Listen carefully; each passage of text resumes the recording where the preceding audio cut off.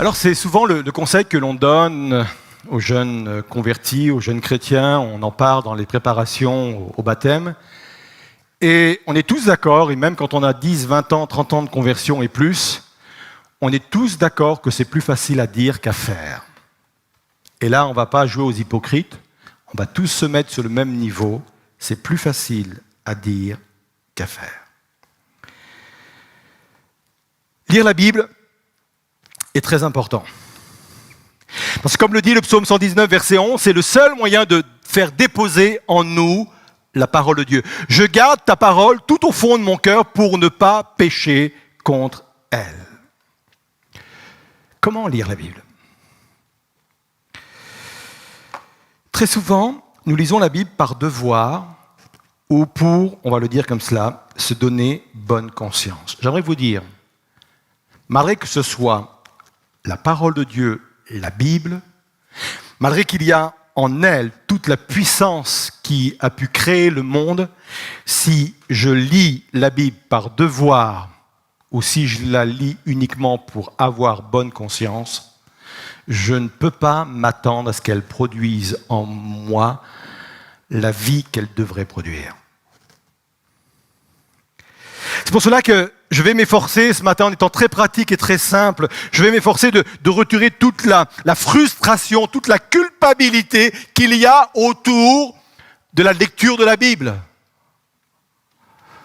Allez, on y va. Alors je sais que je ne vais pas me faire forcément des amis, mais il faut être pratique. J'ai un réel problème avec ces programmes qui nous incitent, qui nous encouragent à lire la Bible en une année. Ça peut être bien, ça peut servir à certains, mais je ne trouve nulle part dans la parole de Dieu des encouragements qui m'encouragent à lire la Bible en un an. J'ai fait un petit calcul. Si je veux réussir à lire ma Bible en un an, il faut que je lise 3 chapitres et demi en moyenne. Bien. Je peux les lire. Je peux prendre connaissance de certaines histoires bibliques. Je peux connaître certaines histoires bibliques. Et après ? En donnant de tels objectifs, vous avez des personnes qui n'osent même pas se lancer dans la lecture de la Bible parce qu'ils savent très bien qu'ils ne pourront pas lire tout cela. Même des fois, un chapitre par jour, pour certaines personnes, c'est beaucoup. J'aimerais vous dire, ce n'est pas un problème. Et je voudrais vous retirer vraiment toute culpabilité, toute frustration, parce qu'on ne peut pas progresser dans la lecture de la Bible avec cela. Retenez le principe que je vais établir maintenant. Utilisez le temps dont vous disposez, même si c'est 5 minutes par jour, même si c'est 10, même si c'est 15 ou plus. Mais utilisez bien ce temps. Le but, ce n'est pas de lire des chapitres entiers. Le but, c'est de trouver dans ce que je vais lire une application spirituelle pour ma vie. C'est ça le but. Ça qui va venir me construire, ça qui va venir me nourrir, c'est ça qui va donner à ma vie un autre niveau. C'est ça qui va rendre la parole de Dieu active en moi. Il faut prendre le temps que ça descende en nous. Et personnellement, il m'est arrivé de rester sur le même verset pendant plusieurs jours. Parce que la parole de Dieu est tellement riche qu'il y a là plusieurs strates de compréhension. Et dans un seul verset, il y a plusieurs strates de compréhension qui me permettent de découvrir des applications spirituelles pour ma vie qui correspondent vraiment au moment et à la saison dans laquelle je me trouve. Lisez la Bible. Même si vous avez 5 minutes à donner, lisez la Bible. Peut-être que la journée d'après, vous aurez 10, 15, 20, 30, peu importe, lisez la Bible. C'est l'importance de méditer aussi la parole de Dieu. Quand je la laisse descendre en moi comme cela, quand je privilégie la qualité à la quantité, quand je prends le temps de faire descendre un verset au-dedans de moi, que les paroles de Dieu soient dans mon cœur, ça s'appelle méditer.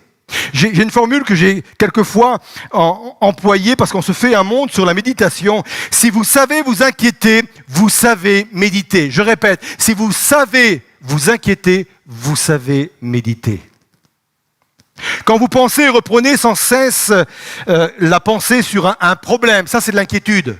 Et ça vous est déjà arrivé, ça tourne en vous, et vous pensez, vous mâchez, vous repensez au même problème. Ça, c'est de l'inquiétude. C'est exactement la même chose avec la méditation. Sauf que je pense et je repense à un verset. Ou je pense et je repense à un passage. C'est méditer. Et quand je médite comme cela, ça descend au fond de moi. Les paroles de Dieu descendent au fond de moi. Je vous ai dit, on allait être très pratique ce matin. Et quand je lis la parole de Dieu de cette façon-là, j'aimerais vous dire que rien n'est perdu. Et ça, c'est important de le savoir. Quand je médite la parole de Dieu de cette façon-là, quand je la lis de cette façon-là, de trouver des applications spirituelles pour ma vie, quand je lis, tout est emmagasiné, tout est stocké au-dedans de mon âme. Et c'est là où le Saint-Esprit joue un rôle important. Parce que la Bible nous dit que le Saint-Esprit nous a été donné aussi pour nous rappeler ce qu'on a pu emmagasiner en nous. Même si notre mémoire nous fait défaut parce que c'est impossible de retenir tout ce qu'on a lu, peut-être que vous ne vous souvenez pas de ce que vous avez lu cette semaine, peu importe, c'est emmagasiné, c'est stocké. Et je pense que c'est la même chose qui s'est passé avec le Seigneur Jésus dans la tentation dont on vient de lire le texte. Vous savez que Jésus n'est pas né en connaissant toute la Bible. Jésus a dû l'apprendre. La Bible nous dit que Jésus a appris l'obéissance. Il a appris les choses qu'il devait savoir. Et il les a apprises. Parfaitement Dieu, certes, mais parfaitement homme. Il est né bébé, avec l'intelligence d'un bébé. Il a grandi, il avait 5 ans, avec l'intelligence d'un enfant de 5 ans, de 10 ans, de 15 ans plus tard. Il a dû aussi, lui, apprendre, mémoriser la Bible. Et quand il a été confronté à la tentation, le Saint-Esprit est venu lui rappeler, entre autres, cette parole du Deutéronome qu'on a citée ce matin. Et quand le diable a vu que Jésus maîtrisait la parole de Dieu, la Bible nous dit qu'il a fui. C'est important de rendre la parole de Dieu active dans nos vies. Pour plusieurs raisons, mais je vais évoquer une raison ce matin.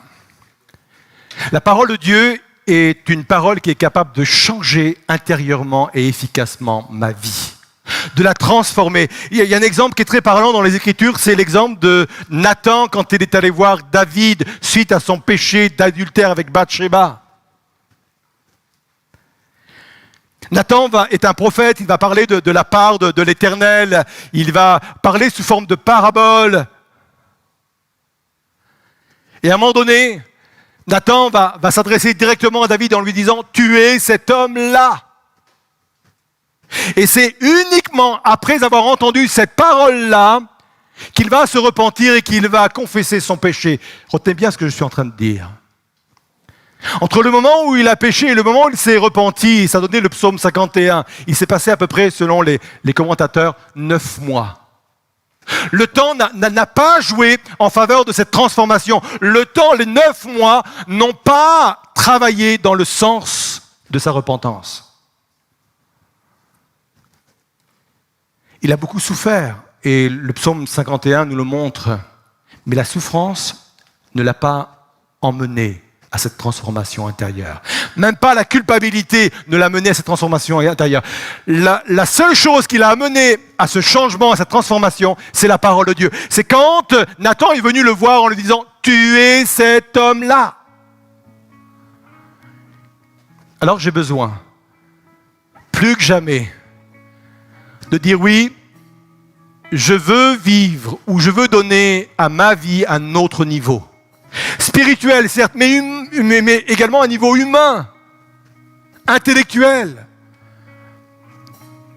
Je veux vivre ces transformations en moi pour atteindre ces niveaux, pour donner un autre niveau de vie à ce que je suis. Seigneur, viens me donner une nouvelle relation avec ta parole.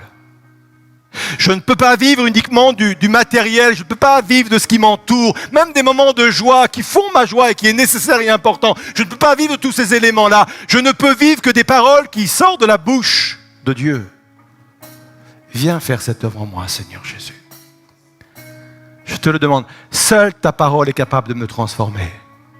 Le temps ne peut pas atteindre cela, même pas la culpabilité, même pas ma conscience, mais uniquement ta parole. Alors oui, Seigneur, apprends-moi à croire ta parole avec mon peu de foi. Apprends-moi, Seigneur Jésus, à lire ta parole. Apprends-moi à prier ta parole parce que je veux la rendre active. Cette puissance qui a créé le monde, je veux que cette puissance sorte de ce livre et soit active dans ma vie. Seigneur, viens faire cette œuvre dans le nom de Jésus.